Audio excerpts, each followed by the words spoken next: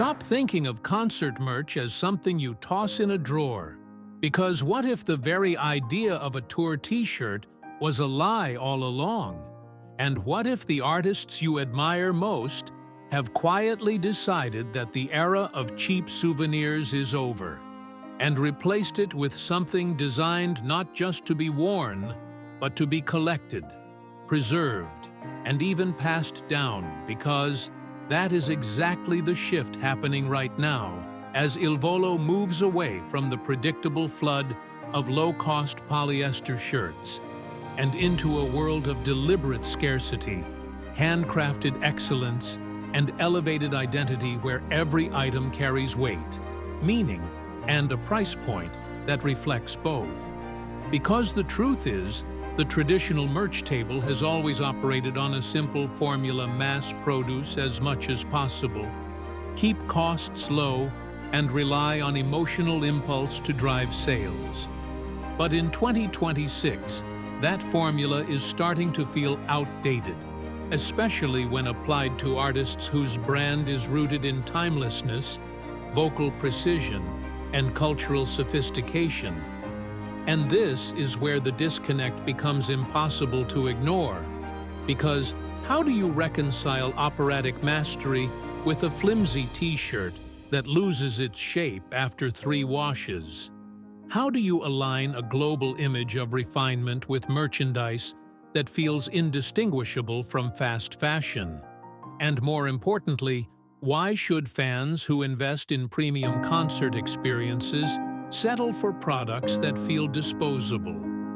The answer from Il Volo is that they should not, and the response is not incremental improvement, but a complete dismantling of the old model in favor of something far more intentional and far more strategic. Because instead of chasing volume, they are embracing limitation. Instead of lowering costs, they are elevating craftsmanship. And instead of treating merchandise as an afterthought, they are positioning it as an extension of their artistic identity, which is why the shift toward bespoke Italian silk and curated leather is not just a stylistic decision, but a declaration of values. Because materials matter, origin matters, and the phrase "made in Italy" carries with it a legacy that cannot be replicated through mass production. It signals tradition, it signals expertise, and it signals a commitment to quality that aligns seamlessly with the group's musical foundation. And this alignment is where the transformation becomes powerful. Because now, the product is no longer just something you buy at the end of a show. It becomes part of a larger narrative, a narrative that connects the artistry of the music with the artistry of the object, and in doing so elevates both. Because when a fan acquires one of these pieces, they are not just purchasing merchandise, they are investing in a story, in a moment, and in a standard that refuses to compromise.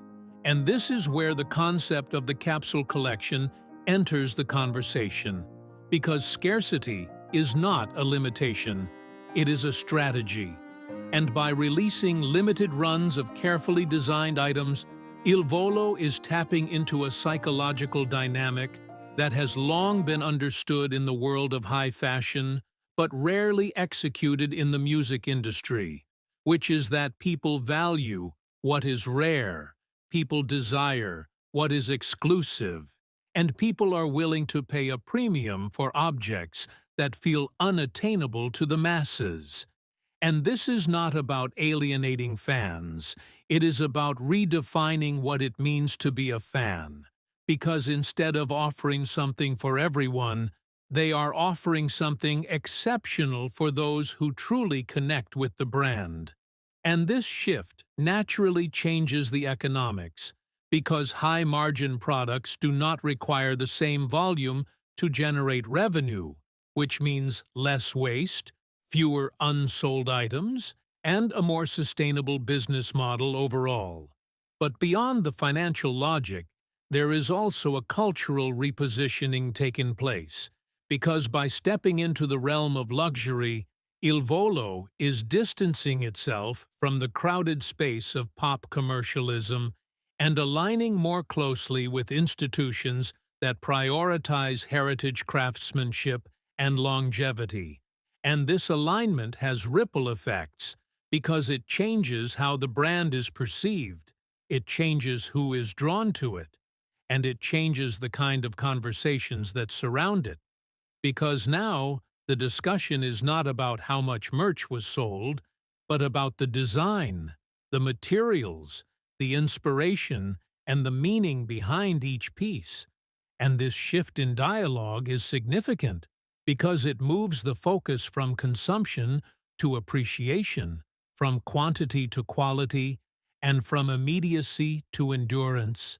And this is where the idea of merchandise as a long-term asset begins to take shape, because unlike traditional tour items that fade both physically and culturally, these limited edition pieces have the potential to retain or even increase in value over time, especially when they are tied to specific performances, milestones, or eras in the group's evolution, and this introduces an entirely new dimension to fandom where ownership becomes more intentional, and where the objects themselves carry a sense of permanence that mirrors the timeless quality of the music.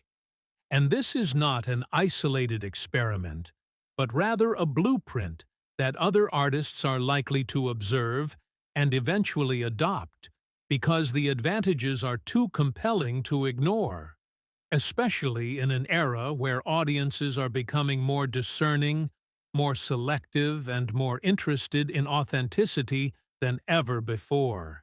And as the mid-2020s continue to reshape the intersection of music, fashion, and identity, the artists who will stand out are those who understand that every touchpoint matters.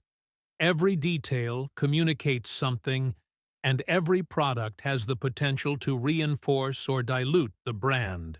And Il Volo's decision to abandon the traditional merch model in favor of curated luxury is a clear indication that they are not interested in maintaining the status quo, but in redefining it entirely. And in doing so, they are challenging both fans and industry peers to reconsider what merchandise can be, not as a cheap reminder of an experience, but as a meaningful extension of it, not as a fleeting purchase, but as a lasting symbol, and not as a mass-produced afterthought, but as a carefully crafted expression of artistry, identity, and value. And as this approach continues to unfold, it raises important questions about the future of fandom itself, because if the objects we associate with our favorite artists become more intentional, more valuable, and more enduring, then the relationship between artist and audience also deepens. It becomes less transactional and more experiential, less about impulse and more about connection. And this evolution may very well define the next chapter of the music industry, where the lines between performance fashion and investment blur, and where the most successful brands are those that understand how to operate not just within one domain, but across multiple dimensions, simultaneously creating ecosystems rather than products, narratives rather than campaigns, and legacies rather than trends. And in that context, Il Volo's pivot is not just a change in merchandise strategy. It is a signal of a broader transformation, one that suggests the future will belong to those who are willing to move beyond the obvious embrace, the unconventional, and build something that resonates not just in the moment, but for years to come.